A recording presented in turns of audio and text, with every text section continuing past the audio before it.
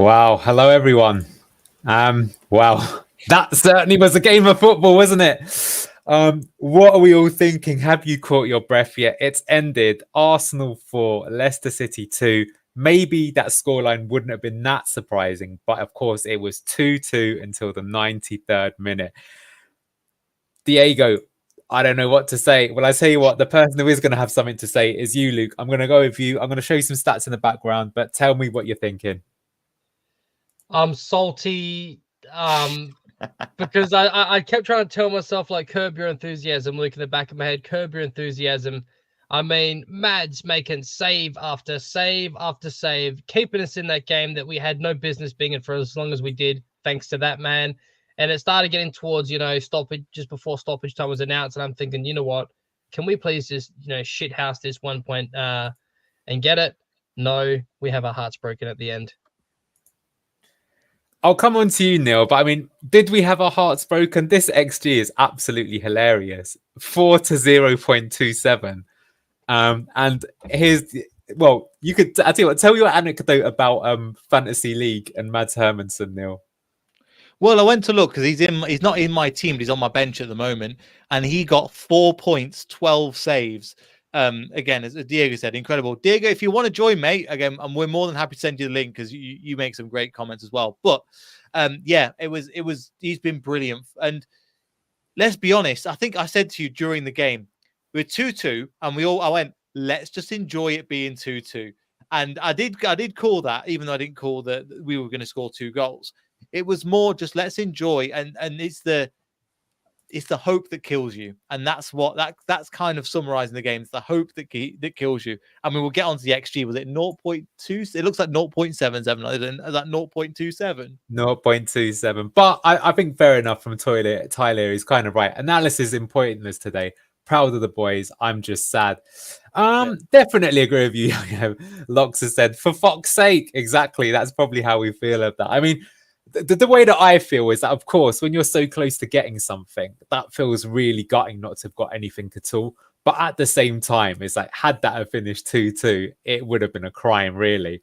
I think we should talk about how we got back into the match, though, because I don't think we actually did do some fairly clever things. So it was pretty crazy. I mean, here we go, looking at some of these comments, right? Never expected that second half performance. After that first half, I was beginning to believe Luke's 9-0 prediction. Exactly.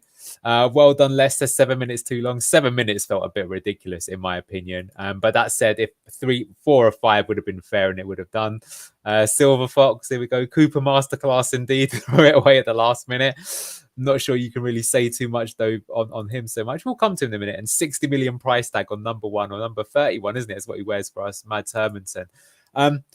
Just quickly, I want to go through some of the other results just to say it is. So, yeah, Everton did beat Palace. That's bad for us in the battle for the drop. And the table currently is looking like this. So they've gone above us. So we've dropped a position so far. Wolves are playing later. They're playing Liverpool. And then Ipswich are playing Bournemouth on Monday. Is that right, Neil? Yep. So it is possible. Bournemouth play Southampton. Bournemouth play Southampton. Okay. So and Ipswich still got to play as well. So it is possible we drop into the bottom 3, which wouldn't surprise me after this week. We'll come back to that in a moment. So I tell you what, Ipswich have Villa at home. Yep. Amazing subs. 2 players on when it's already past the extra time. That's so inspirational. I would kind of share that. So I'll tell you what, let's try and make something of what happened in that second half. So I've got my opinion, but I want to throw it out to the guys because I think, not just the fact that we got the goals, but we did start that second half better and we did start to cause Arsenal problems. Of course, we didn't make any subs. So what did we do in that second half that all of a sudden got us going? And how did we get 2 goals out of absolutely nowhere? Luke, you got nothing in your head? I'll pass over to you. I don't know if I'm going to give Cooper too much credit for this, whether it's Cooper or it's Buonanotte. But in my opinion, one of the biggest things that changed in that second half was the ability for Buonanotte to be able to intercept that ball between Calafiore, who was running right across us, and Martinelli on that one side. So that is one of the areas that we're weak on that's been raised on our right side or their left. And I think that we improved drastically in that second half in that area of the pitch. And that's one of the big reasons for me. And Neil, what do you think of what is one of the big reasons and why we started to switch gears in that second half? There's 2 main reasons. I'm just going to... Neil, you give it, so I don't want to talk what it was. The names are too similar. Yeah. I keep hearing yeah, the classic. I think it was putting Buonanotte in that number 10 position And I know you mentioned it a little bit, Luke, but I really want to kind of notice that either if that was a tactical change or if that was an intentional change.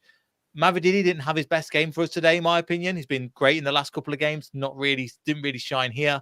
And that's partly, I think, just because of the way that Arsenal played us. But the main thing, there seemed more of an identity in the second half. And I know that's a kind of cop-out answer, but it looked like they knew what they were doing more than...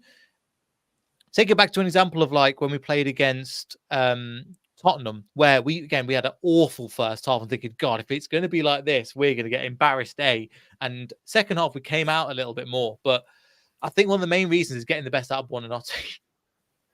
Luke for chairman. Yeah, okay, I'm going to bring up a few comments here, which I think are fair. I mean, first thing I'm going to bring up that I had it earlier, and I think it's fair enough. Anyone who uses the Cooper excuse needs to change their record. I think we can talk about that, but I would say that, like, I think people saying, oh, the substitutions after injury time and stuff like that, fair enough, but we were trying to see out the 2-2 and we got back into it. So I would agree that I don't think necessarily that you can throw too much at me. If you're going to have an excuse at me, you could say maybe you don't like the lineup or what we were doing, but we'll come to that in a moment. So, yeah, I definitely agree with you with Buonanotte. So here's from Diego. Facu was amazing in that second half. Much better anticipation, hunger. Exactly where we're missing. Facu's the 10. Remember that, guys. He's not a winger. But I think what kind of Neil and Luke are alluding to, which I agree with, is it felt in the second half that he was playing more centrally. That's not to say he wasn't playing centrally in the first half, but he definitely wasn't as central, if that makes sense. He came far more inside, and every time he picked up the ball, he was great. He won the ball back so many times. I think he got the assist for the first goal. So he had a really strong game, Buonanotte. I think that's number one, that he did well. And I think the second thing that we did better in the second half, although it faded as the half went on, is we actually got the ball to our double pivot of Skip and Winks. And I think that was what we just didn't do enough in the game. And Luke, you've made the point that that's maybe the issue of not having Vestergaard in the team, is that's what our foundation was built on last year, is our ability to pass out the back. I mean, it did almost cost us, right, when Mad's trying to find Harry Winks and he ended up saving from Trossard. But got to say, Hermansen, look at that. Absolutely. So you just said 12 saves, Neil. He actually made 13 in total. That's absolutely ridiculous. You may not see a better performance from a keeper. And how incredible is it, though, that you can get 9.7 out of 10 and still concede 4 goals? But that is the reality of what's coming through. So I'll talk about it. But I mean, I think, yeah, what did you make of the substitutes then at the end? Because we're in an interesting position, right? Firstly, the first sub we made was Ayew for Buonanotte, actually. So, Luke, you talk to me about that. Disgusting. I don't agree with it at all. I thought Buonanotte was one of our most important players in that game, particularly the second half. If it were me, and here we go, Steve Cooper sack, Luke Guardiola's in from down under, I would be moving Buonanotte into that 10 position, okay? And Vardy would be coming off for a rest, and I'd put Ayew up front, hold the ball, try and hold out for that 1 point. He draws a lot of fouls, gives time to be able to he holds the ball up. That's the time to put him on. And when we try to hold on to a lead or an equal score, hold up the ball, draw that foul, give top people time to get in position. Because how many times in that game did we see Vardy, this is why, in my opinion, Mavididi, Neil, you say he didn't have a good game. That's because whenever he does get the ball and we hit him on the break, you've got maybe Vardy making a run. He's not as fast as he used to be. You've got 4 people in between him. No one else is pressing where you used to have Dewsbury Hall alongside him. And then when we locked the ball down the other end of the pitch, you had Jay to come up over the pitch to offer support on that left-hand side. I'm sorry, I just ranted a bit. But you know what I mean? Like, it's just, in my opinion, we need... Yeah, I'll let you go, Neil, because otherwise I'm just going to go on and on about Enzo Boy, and I've got to move on. I think the substitutions are correct. Are correct, and they're right to challenge them. But also, and it's something that we're going to come on to later, part of the problem is the way we see out games, and the players need to take some responsibility for that as well. There's a lot of speak in the chat about Cooper, and I agree, but as much emphasis needs to be put on the players, because when we were 2-2 up, we got it out of nowhere. There was a time earlier on where D should have just bolted to the corner and played again the dark arts, and we've done this before. When we won the league, and I'm not saying, we have to be like when we won the league. We did this really well. The manager would be like, look, run into the corner, keep the ball, and we'll get the game sorted out. And I think partly the players are to blame for this. So I agree, the substitutions haven't been good enough. We're going to get into more detail as well. But the player needs to take ownership for this as well, because it's not all on Cooper. You have to go out there, and when things aren't going well, we've got a 2-2, And we know they're going to pile pressure. This is Arsenal. They've done this for 5 years now under Arteta. What is the plan? Right, we've got to kind of conserve it and be the hard. We don't want to just take a draw. We want to deserve that draw. And part of that is actually going out and taking it, even if we don't deserve it.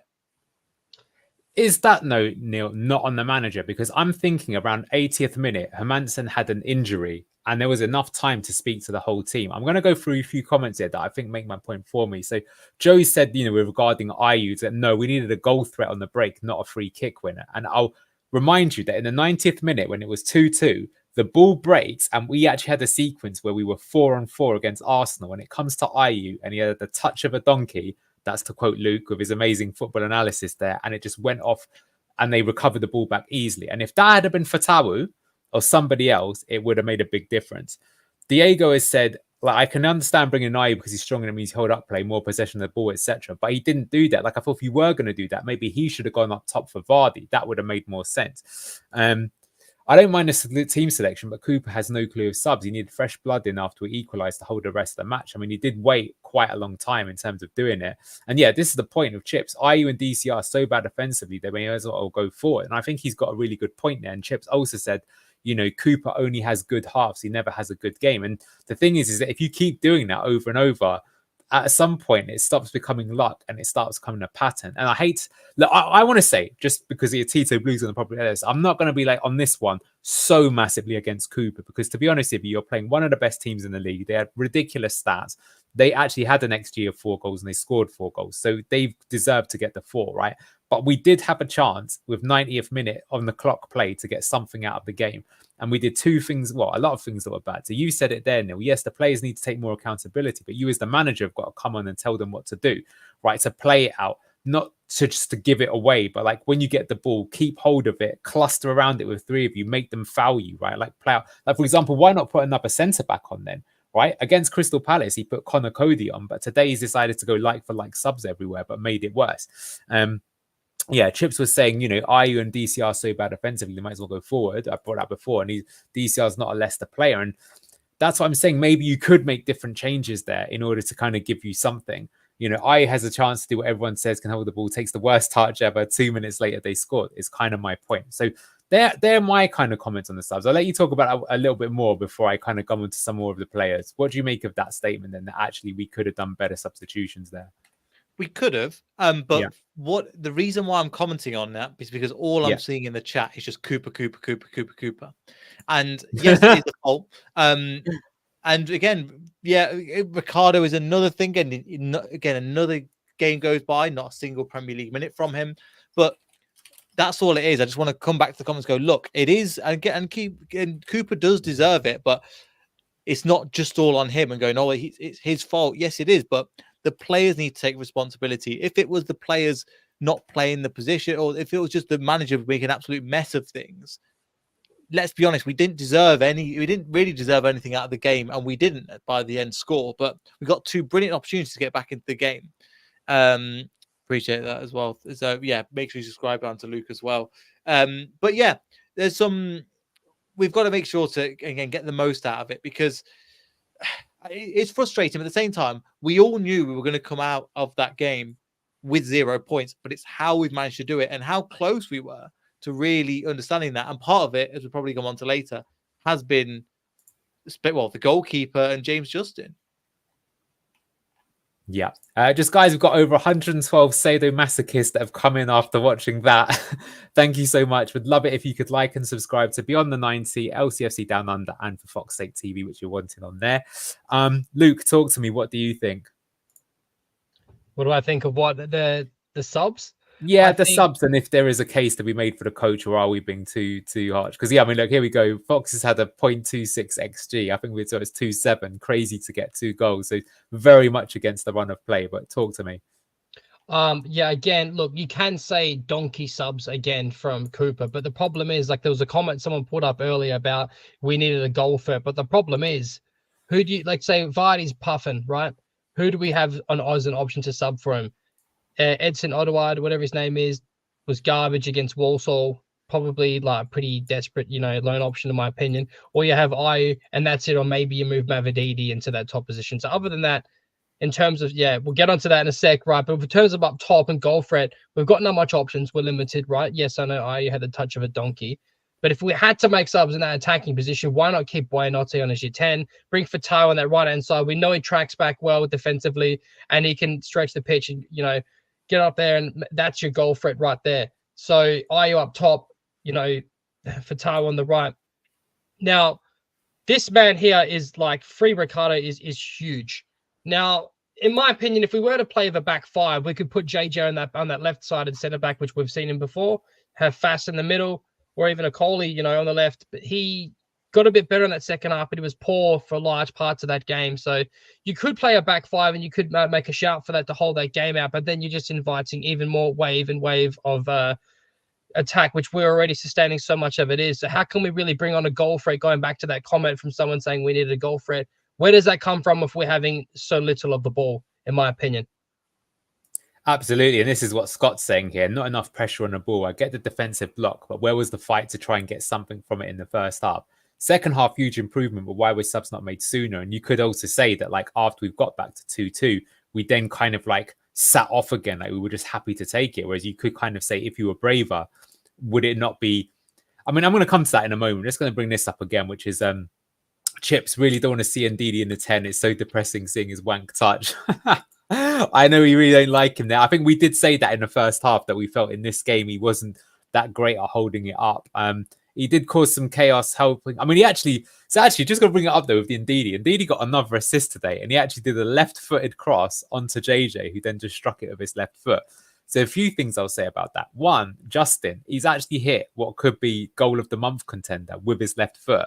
So that's a really strong argument for why Justin could play on the left-hand side. And I think we're saying Christensen, well, if we come back to the ratings, we're kind of going all over the place. But Victor Christensen and compare it to Saka, I mean, look at Saka, 9.6. So he's probably got 2 or 3 assists.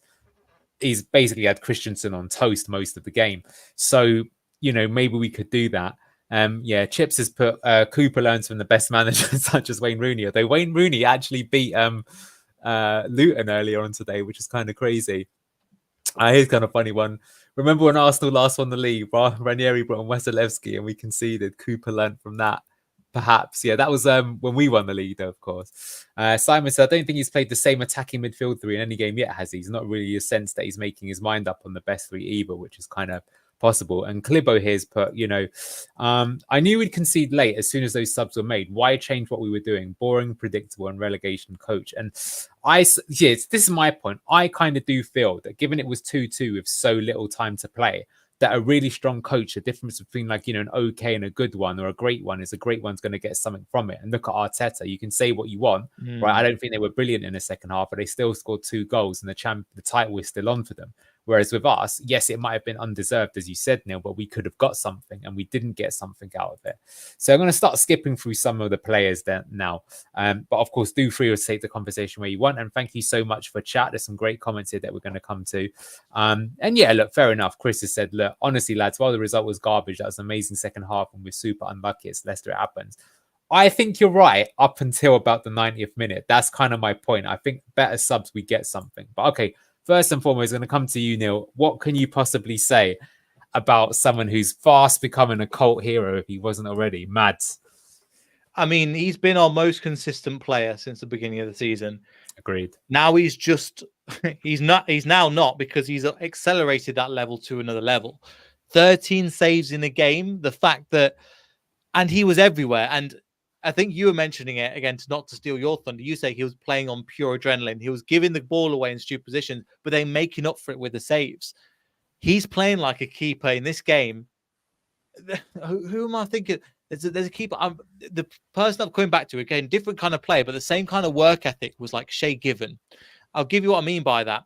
Was he the best keeper? No, but he was committed. He made some great saves at great times. And this was in his later part of his career where he was still focused. This is a Shay Given that I think was unbelievable in today's game. Yes, he gave away balls in stupid positions, but without him, we genuinely could have been looking at over 5 goals plus if he wasn't in goal. Because considering the guy's 24 years old, what he's done, again, saved 13 goals for us. For me, that's incredible. And I can't sing enough of him, how good he is. I'm just hoping this adds another 100 million to his price tag when we eventually sell him on. He's definitely the next big sell, 100%. He was absolutely incredible today, that's for sure. All right, I'm going to come on to one of Luke's favourite players, and that's Victor Christensen. Got a few comments up about that. Keep them coming in the comments from LCFC fan. Christensen didn't make more than one decent challenge. Luke, talk to me about your favourite left-back in the world, Victor Christensen. Look, to be fair, anyone who's coming up against Saka is going to have a hard time, right? And he did have a few and far in between decent moments, but I just feel like the move and the ball breaks put down way too much of him, in my opinion. Unless we're going to be dominating and having a lot of possession, he's got the ability to roam forward on the touchline, put a cross in, which we didn't even really see, maybe once or twice. In my opinion, when he's forced to turn onto his left foot and play the ball back, it breaks down because he's not confident on his right. It's quite frustrating. I still think that JJ is the better option on the left and have Ricard on the right. I just can't comprehend why that is not our best starting 11. Winks on the left. So not Winks on the left, sorry. Mavididi on the left, Fatah on the right, JJ on the left. Ricard. Same as last season. I don't understand. I don't get it. I can see like some values of like people saying left-footed option, but we don't see it enough for it to be a value. And I think his man marking is very scary. Sometimes he gets caught out a lot in transition. I'm sorry, but I just think that he's not horrible and he had a better game today. I'll be the first to say that, but I still think that he's out of his depth sometimes in the Premier League. What are your thoughts? Yeah, we've got a few things here. Chris was saying average. Someone's called him dopey from Dorco. I can kind of see what he's saying. Chip saying he was good on the ball, and I think like he was putting his all in. I'm not sure he was that good on the ball. He was okay in the first half. I think the kind of trick is Victor does look like he's putting his all in, but is that just because he gives it like the game face? Because the thing is that a lot of the time he looks like he's trying, but if you look at what he actually does, is it even that good? Vic was seeing stars of Saka, the typical lol. And, Luke, would you not want to see Thomas on the left back role? Smiley face. I think we know about that. Scott in timeout. Yeah. VK is like VB, not a bad option if you can't afford Foster's. Love that comment. Absolutely hilarious. And look, I think what we're really saying at the end of the day is this. This is how we all feel. Free Ricardo.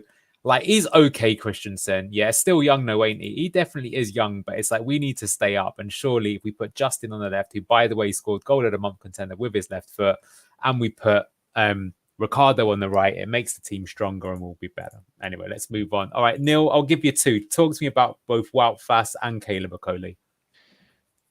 Wout Fass, I didn't think he pulled up any trees. I think he did what he needed to do. But Okoli, I think... he was more bipolar, which is ironic out of the two of them. At times in the first half, he was giving the ball away unnecessarily to players, like just little passes. And again, this is what I'm talking about, where yes, the manager is to blame for some of it, but Okoli, when he gets the ball, it was a 5-yard pass. It was an easy pass into the midfield and he'd mess it up, give the ball back to them and then rotate the position. But at the same time, in the second half, he kind of grew into the game. A couple of times he challenged Trossard for the goal to charge down the defender. So I think the progressive side of it and the actual passing from the back, he's definitely got to work on. But the physicality that's needed for the Premier League, I think he's pretty much there. Chris Zeus, I totally agree with you. So he said both have been good this season, but Okoli silly balls into midfield first half. That is kind of my point. I think defensively, he was actually pretty good today. You mentioned that a few times, Neil. Like, he made a great recovery challenge on Trossard, showed his pace, which was good to see. He was pretty dominant in the air. Bit unlucky with that goal in the corner that Trossard got near the end, or was it an own goal off Ndidi? But I think, to be honest with you, I kind of expected this. I think Okoli has definitely grown on me, and I'm starting to see a much better player there than I first thought. But I did think in a game like today, he may well struggle against a team who's so good at pressing. And I think he did. And he basically, when he had the ball, and I think what's worse is a few times when he gave the ball away, he actually had time. You know what I mean? It wasn't even that he was completely rushed and he made a poor pass and it cost us, trouble. And this is what, Caleb did struggle but grew into the match, could be adjusting, perhaps. But I feel like this is like a trend we're seeing. Okoli, not a great passer at the moment, but love his energy. I think he was okay. And like I say, I'm not going to get on his back, to be honest with you. And I did think that this would be like the acid test. I think he's shown that he's pretty good against the other teams. I would expect him to struggle, yes, against Liverpool, Man City, and Arsenal, to be honest, if he maybe one or two other teams. But he was pretty good against Villa, for example, right? And they pressed quite a lot. Scott said, yeah, Coley was unfortunate for me. He couldn't find a man to get us out from our own half and had to clear his line. No one running the channels for the counter, which Coley tried to play. That is a very good point. And I think on that point, the two that I'm going to give to you, Luke, are the double pivot. Can you talk to me about Harry Winks and Ollie Skip? Okay, thank you. I was wanting to talk about this. Okay, so one of the things I forgot to mention was the biggest turnaround that I mentioned during the game was we are missing, if we're building from the back, we're missing one, having Vestergaard, who was absolutely instrumental last season, right? And also Harry Winks. So usually when you build out from the back, it comes from Mads to Manson, usually to Winks, straight back to Mads out wide, or it would come to Vestergaard, who would then feed the ball to Winks, and you could build upon there. So in my opinion, when it's coming out from Mads to Manson, Winks, we nearly cost us a goal for, and that was, in my opinion, a bit of like muscle memory from last season where he passed a dodgy ball to Winks real short and nearly cost us a goal.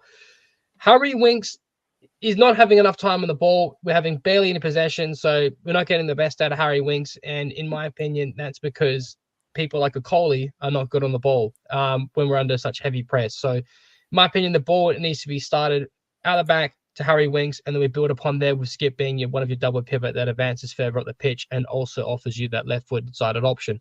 So teams like, let's say hypothetically Bournemouth, that is how I would start to build out from the back between those two.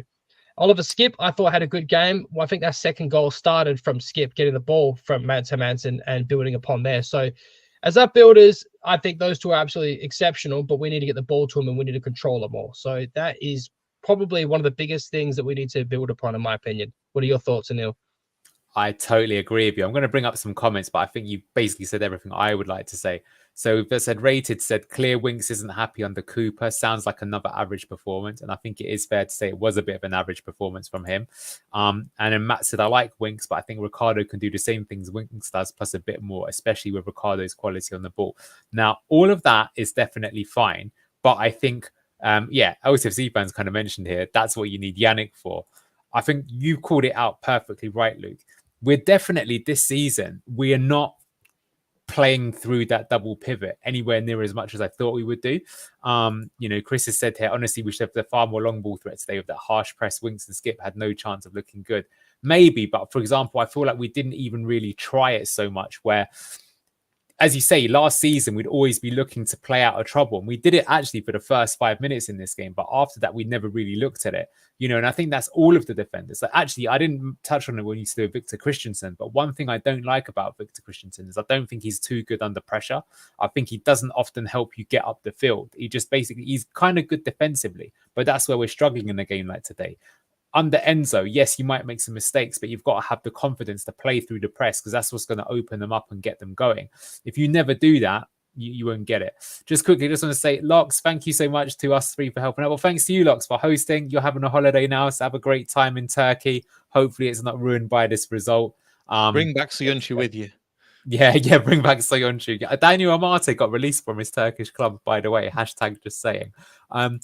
Neil, what do you think about the double pivot? And also, I'm going to bring up this just because it's kind of hilarious that you're bringing up. Here's the passing networks. And look, this actually does bring the point, right? Because look how often the number 8 is Harry Winks and number 22 is Oliver Skip. That's why I brought so this it up. Actually proves the point, right? Is if this was Enzo, you would be seeing the 3 centre defenders. That's 2, 3, and 5, right? Because that's Justin, Okoli, and Fass. And the keeper, and they'd be playing to the 8 and 22 time and time again, but they're not doing it, right? That's what I guess I'm saying. But you tell me because you brought these stats up. To be fair, I thought you'd explain it because I'm not too good with all these more complicated stuff. But the reason why I brought that up is because Harry Winks works in a position where the ball comes to everything goes through him. And we play in a possession style like we were last year. And that's the reason why he signed. He mentioned on his very first interview where that's the case. Now, again, obviously against Arsenal, where we're playing one position, when we're playing the one where we're going to be under the ball, we're not going to get the best out of him. But in this, he's in the position where, again, you can, from that average formation, you can see that the ball all comes to him, but it doesn't. It comes to Ndidi, it comes to Skip, and we're just not getting the best out of him. And there's no wonder he's a possession. He's looking like a passenger. I don't think that's his fault. I just don't think we're playing to his strengths. It's kind of like if we decided to play Vardy as a CDM, which just yes, but you're not playing to his strengths. So why do it? Or if we decided to play, I don't know, a Buonanotte right out wide. Yes, it doesn't work. You can't say he's terrible because it never worked in his position in the first place.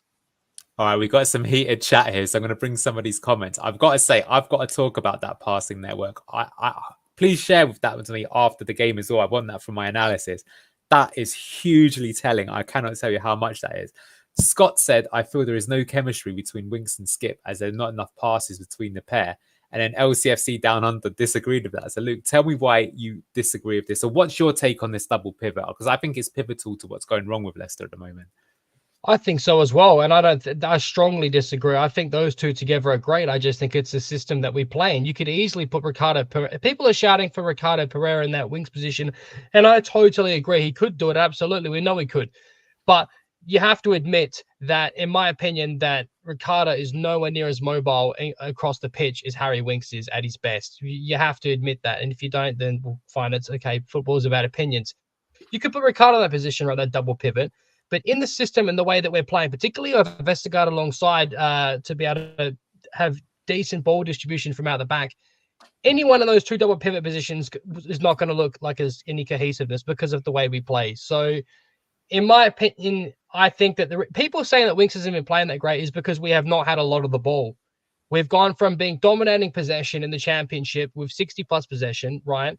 To now, averaging, 40 to 45%, okay? So if we're not on the ball a lot and there's none of the same passages of play that we had under Enzo, then you cannot get the best out of Harry Winks. Skip gets a bit further at the pitch, he gets away with a bit more. But that is just stupid. Because the problem is, Winks is a myth. He contributes nothing more but short, simple passes. Another option if he gives you more. Okay, listen, those short passes that Harry Winks did at his best, okay, give people time to move off the ball, which we're not doing on the Cooper, and get set up and to make, overloads and etc. further up the pitch. That is the most, look, I'm sorry, but that's a stupid comment. You cannot say that. I don't want to call people in our chat stupid. I think this is a good thing, but I think Diego's put the point on the head. And I will defend Manny a little bit by saying what he's trying to point out.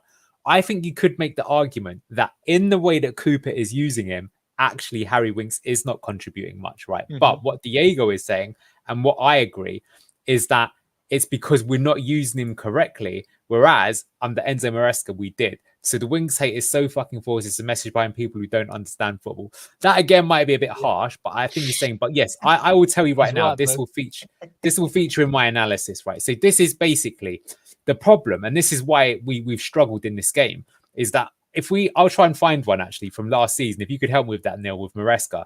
But last season we'd be playing into this double pivot, these back three into these two, time and time again, right? But we're not doing that, so that means we can't get out. There are other ways you can play. If you look at Spain playing in the Euros, what they would do is see where Victor Christensen is here. He'd actually be right on the touchline. And number 2, Justin, would also be on the touchline. And they would play out from the back in this kind of like large square, which was really clever from what they've done. So basically, we're getting the ball. We can't play out of trouble. And then we turn the ball over. And then that's why Arsenal have a ridiculous field tilt. And look at Arsenal's passing network. That's absolutely absurd. Look at their frigging goalkeeper. He's not even playing anywhere in his goal. And even number 2, Saliba, is so high. I'm going to come back to things in a minute. But Neil, over to you. No, I think it was with Spain, because I didn't watch them that much. Were they playing a back 3 or a back 2? They have a back 2, but the way that they play out, which a lot of teams do, is they play a back 4. And the thing is that a bit like what we did with our wingers, their fullbacks are so wide that if you're a wide forward, let's say like Mavadidi or Fatawu, you've got a difficult decision, because if you try and press the centre back, the fullback is so wide that you can't take that chance. So what he does, Luis Del Fuente, is very clever manager, is he spreads it out. But we're not talking about Spain, we're talking about Leicester. So let's just have the final say on the pivot, and then I'm going to move on to some other players. But I do think that this is basically the issue, and I think we're saying it over and over again, which is like if Winks doesn't get the ball enough and he messes up his passes because other teams know how to neutralize his strengths, his performance is going to be worse. And that's on Steve. And I think I would agree with that. Can I show you some other stats? Because again, I can't bring them up. Bring them up. Well, you do, guys. We'd love it if you could like and subscribe to For Fox's Sake, Beyond the 90, and LCFC Down Under. Go for it, Neil. So here's some more. Again, I can't really. This is a way of saying how much a threat we had compared to how much threat they had. They've got it as 0.58 xg, which is double what you were saying, but again, still less than 1. Yeah. And I don't know what live and SP means. Yeah. Yes, it's kind of the expected goals. Just to put the final bit of spice on the fire, I'll let you have your final say, Luke. So Manny said, the bit Luke doesn't seem to understand is in the championship, we had time to look good. Not in this league, my learned friend. Okay, Manny D, with all due respect, mate, why don't you ask yourself this? Under the championship, we had a manager who played at a sexy, attractive brand of football. They knew exactly where to position people, where to stand, when to press, when to move off the ball, when to have people there in support. We have none of that with Cooper right now.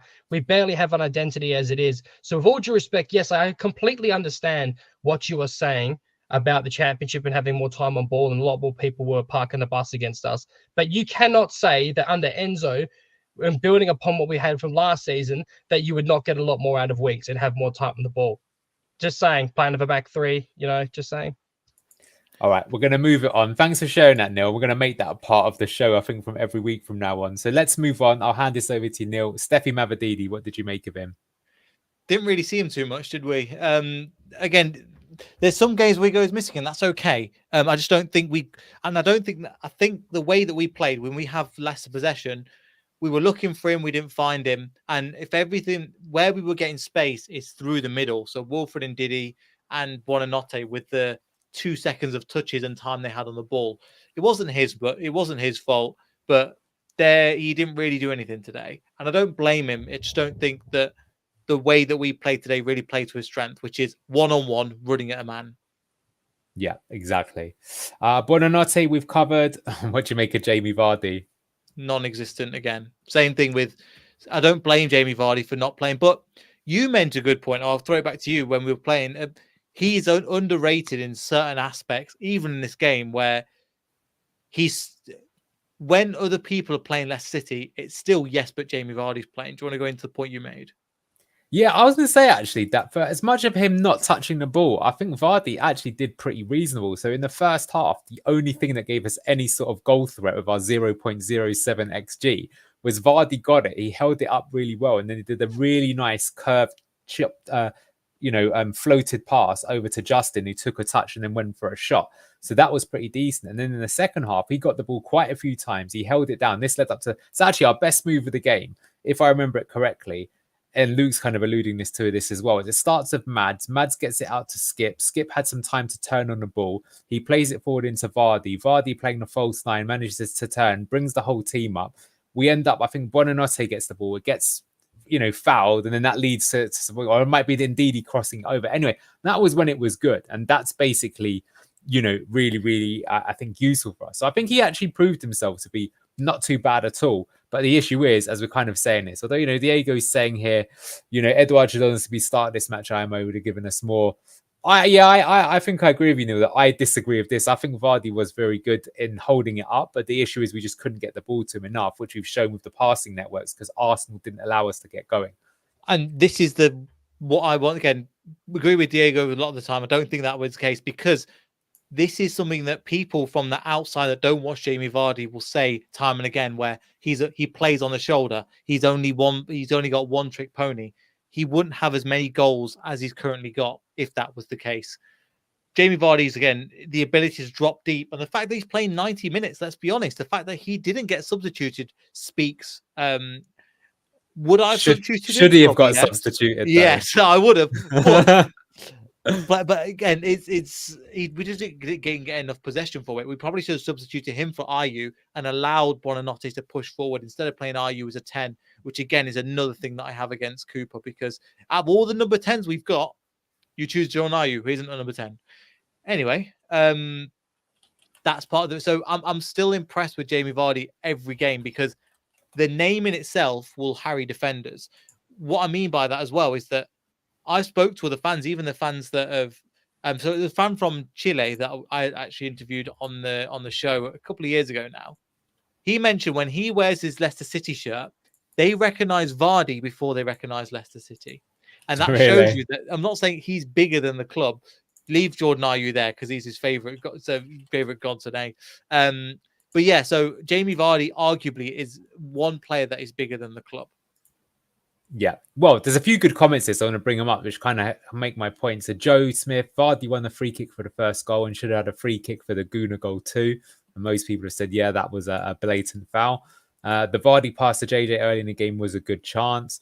Yeah, here's the thing though, Klimo. Yeah, but this is the thing. He's 38. He shouldn't be playing 90 minutes. Totally agree. Dorco, Vardy is our most intelligent player, which is hilarious for a Red Bull chugger. I think you're probably correct. Also seemed to lack confidence played between the lines without Arsenal to retrieve the ball back high. Yeah, that's the story of the game. Diego, yeah, of course, Vaz knows how to play. Strengths at his age, he's amazing. Well, look, I tell you what, to wrap things up, I think we've talked a lot about it. The Winks debate is an interesting angle that we've gone down that I think is, I think we've got to support to. But let's end with Steve Cooper then, right? Obviously, some people, I wouldn't say they've got agendas, but are not necessarily his biggest fan. But we played that game in the end. I mean, look, first and foremost, I think most teams who go to the Emirates this season are going to lose. That's a fact. I don't think there'll be many teams that come from a 2-goal deficit to get back to 2-2. The guys did put in a lot of hard work, I would say. I do think the big thing that kind of keeps coming out though is that when we attack, we can score goals, Leicester, but we don't really do it so much. So I'll let both of you have your kind of talking about. So Steve Cooper, what are we thinking? And let's judge him specifically on this game rather than the overall season. And I'll start with you, Luke. Well, you already know my thoughts. I want him gone. I think, look, he get a bit of a free hit with this Arsenal because of, the absolute depth and how well managed they are with Arteta. Fair enough. But in my opinion, if he loses the Bournemouth game is his last chance for me because I see no progression whatsoever. I don't want to see him any longer than that. If we lose that Bournemouth game, gone. See ya. Let's get someone else in ready for the international break and have time to work with who we have. That's not international duty. In my opinion, we've gone in cheap. Maybe no one wanted to come because of FFP and a points deduction hanging over our head, but he is a donkey, and I think it's a complete regression of our last season, and it scares me, and I don't want him at this club, to be honest with you. And I had that opinion before this game, and I still would have said it even if we had to draw this game. Let's see what happens of the Bournemouth game. Sure. I want him gone. Fair enough. I'm going to bring up Matt Buckland, although this could be Luke's alternate account. I'm not entirely sure. I agree with Luke that Cooper's instructions to the players aren't sophisticated enough, which is why none of us can clearly define Cooper's style. Also, his substitution patterns are predictable. I think that's a really good comment, actually. Is it the players need a translator to get the game plan to be in effect at the start of the game? Fair enough. Chips has said, I thought Arsenal would be a free hit, but being 2-2 at 90 and bottling it makes it not a free hit for me, which is fair. Joe Smith, I think this is a really good comment as well, actually. Cooper, he did better, but he could do better, which is fair enough. Neil, what do you think of Steve Cooper? I think the Joe's comment knocks on the head. Yeah. And also, I think he did, again, the first half, we didn't get it right at all. Felt a little bit sorry for ourselves. And actually, we started to come out and play. And part of that, because Arsenal didn't know what was coming into the team. Now that we're playing this kind of, now that we the substitutions they made didn't make sense. Let's be honest. Buonanotte was our going for, again, obviously Mads Hermansen, James Justin will get their credit. Buonanotte we've not spoke about and how good he was in this game. For somebody that's 19 years old, I think he's been incredible in this game. He's got no fear. And also what I really enjoy, he's not afraid of a battle. He will get stuck in. He will sometimes take on 2-3 players and go, do you know what? I'll try something. And it does seem a little bit like, I think there was a time, was it in the second half, where he took on, I think I put it down, 61 minutes or so. Individual brilliance is what we were kind of relying on. Yeah, he beat 3 men and went for the shot, didn't he? Yeah, yes, was good. And that's an example. I'm really happy with him. Anyway, how he performed. And what did Steve Cooper do? And Buonanotte was our best attacking threat. Take him off. The only player that was going to actually keep us in the game, going to get us something, he took him off. I need you to play with Godchild Jordan Ayew. I'm convinced that he's adopted him. At the end of the day, I was surprised when I didn't see him on the starting sheet because I thought, you know what, we're going to have to sit in. It would have been a lot worse if Jordan Ayew was in the team because defensively he would have offered something, but Vardy would have been even more isolated. So do you know what? Credit to Steve Cooper for not playing Jordan Ayew from the very beginning. But it was the wrong sub to bring him on. El Canus, again, and his subs, did they really impact the game? No, really. Let's be honest with you. Who do we? I'm just gonna look at the scores now.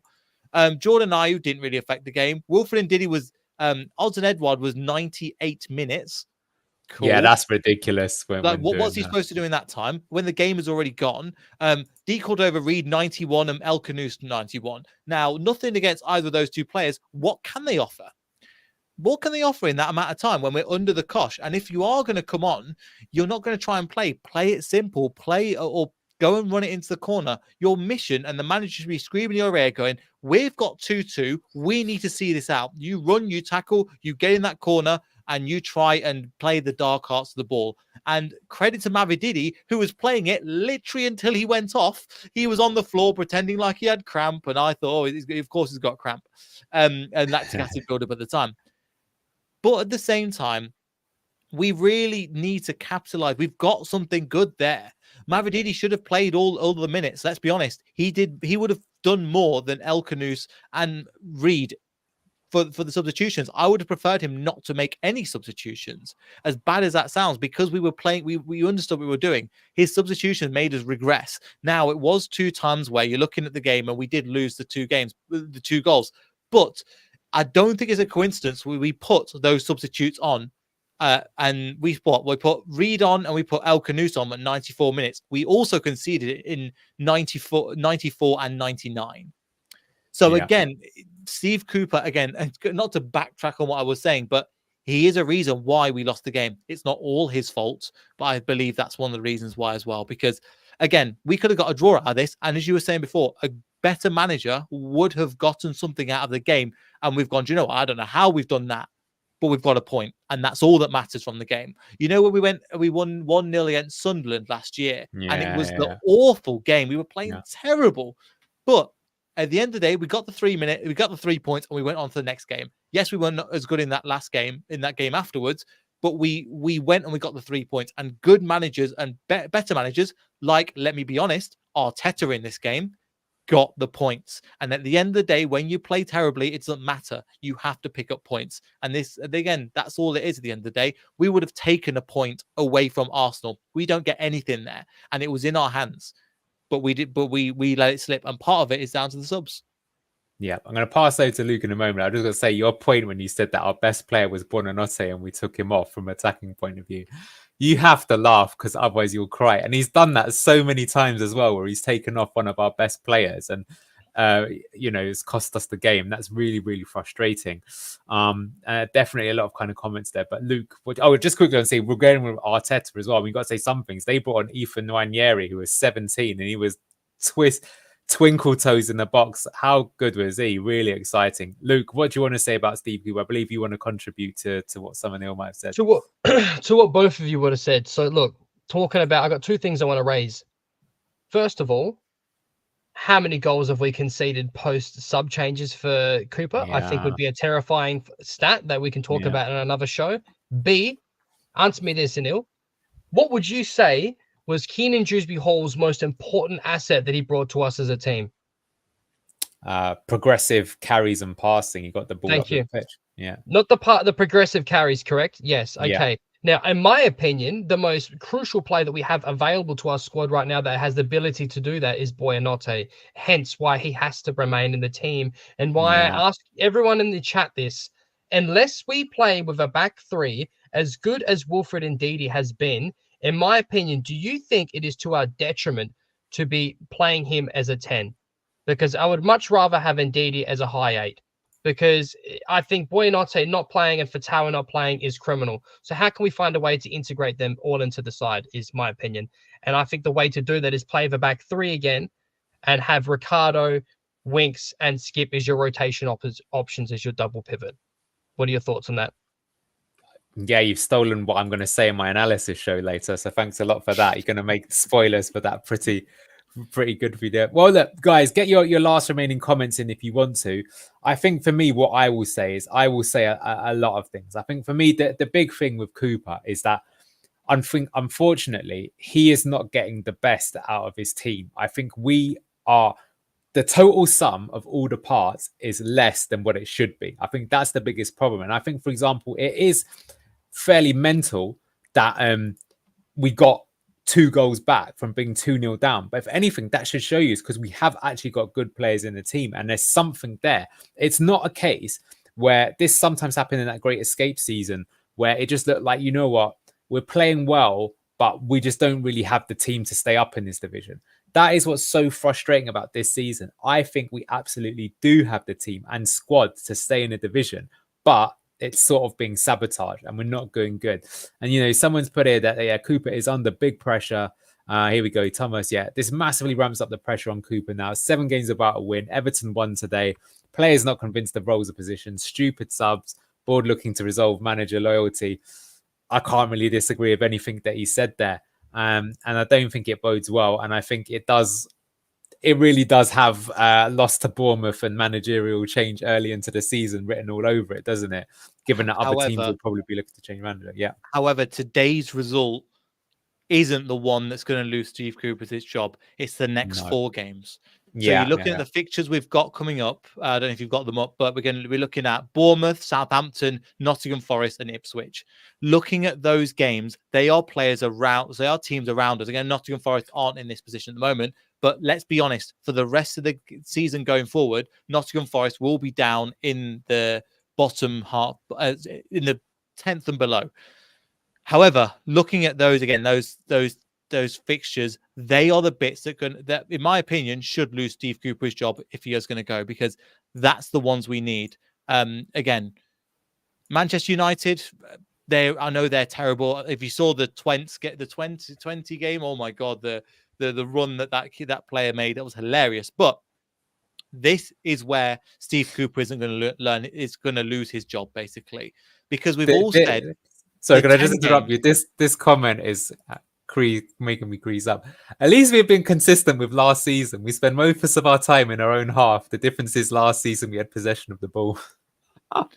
That's heartbreaking. Yeah, but we're not. Scott, you assassin! Absolute. But we didn't have we've not had possession really. So again, this is what's going to lose Steve Cooper his job. Bournemouth, Southampton, Nottingham Forest, Ipswich. Yeah.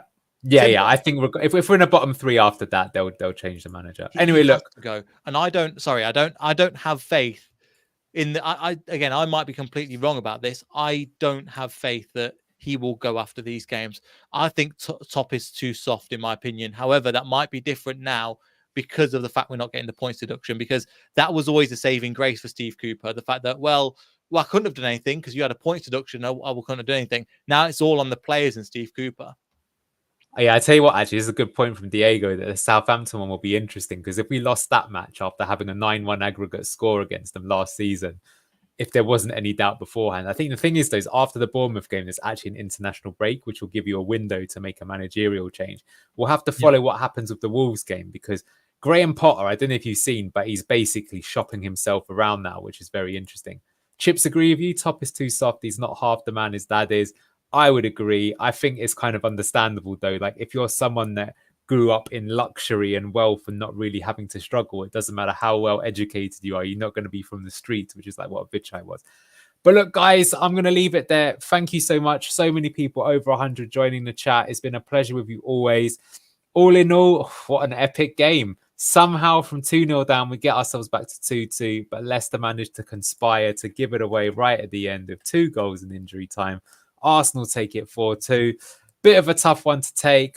Maybe, though, the XG kind of says we got what we deserve. Thank you so much. This has been for Fox 8 TV. Please also like and subscribe not only to myself, but Neil at Beyond the 90 LCFC and Luke at Leicester City Down Under. Thanks once again, if he's still here, to Locks at Blue Tinted Glasses. You probably knew the Blue Tinted Glasses on if you're still in the Cooper in camp, in my opinion. And with that kind of very raucous comment, I'll leave it there. Thank you so much. Take care and see you next time. Bye-bye.